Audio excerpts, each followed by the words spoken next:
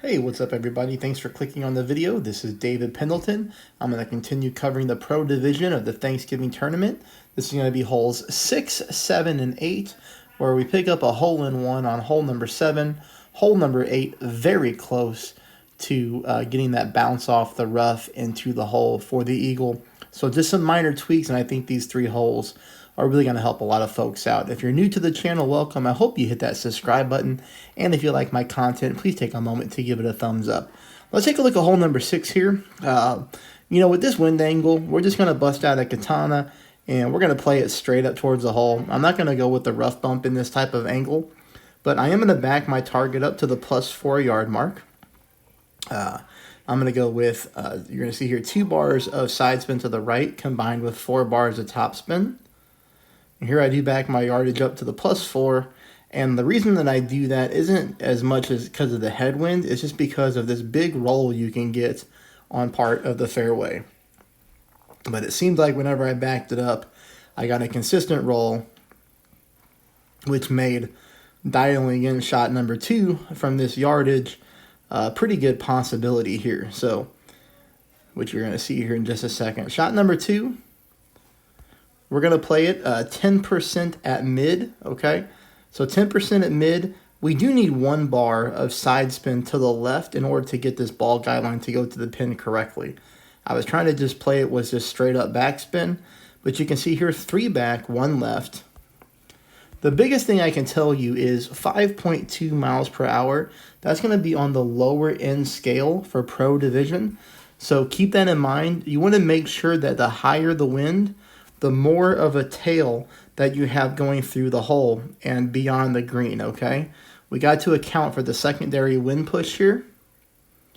And that's the one drawback of using a katana in pro, is that you can get a pretty wide wind variance, between 5.2 like this and all the way up to like 7.5.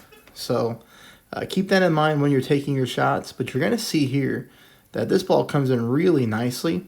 It starts to veer off towards the hole with that left side spin, and we literally just leave that one right to the right-hand side of the cup. Higher winds take a little bit of the backspin off, okay? All right, pick up a hole-in-one here on hole number 7. I'm going to go with 1 bar of side spin to the right combined with 5 back. So 5 back, 1 right, and then you're just going to find your landing spot, which is going to be pretty easy to find, as you're going to notice here. Get that red ring very close to the rough. You see a little bit of the red ring in the rough. Most importantly, you see the very end of my ball guideline flat. Okay, it's flattened out, offset right-hand side of the hole. 6 mile per hour wind, again, kind of on the lower end scale here. And the biggest thing that we're going to see is that this ball is going to fall into the left-hand side of the cup. This is going to be another situation to where in higher winds, we're probably going to have to offset our shot a little bit more to the right.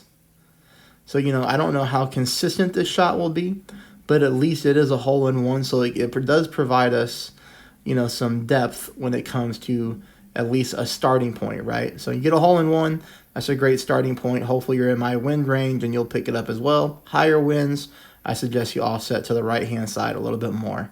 That'll take us on to hole number 8. We're going to do the no moving target, 0% at max. We're going to get this one going with 6 bars of top spin, 3 bars of side spin to the right. You set your spins and then you pull your rings, okay? You don't mess around with the target until it's time to pull, just like this. Here, we go with a little bit of OP, but a ton of curl, and we hit a perfect shot.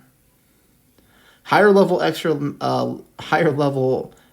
mile players, like extra mile level 9, do not go more than 6 bars of top spin.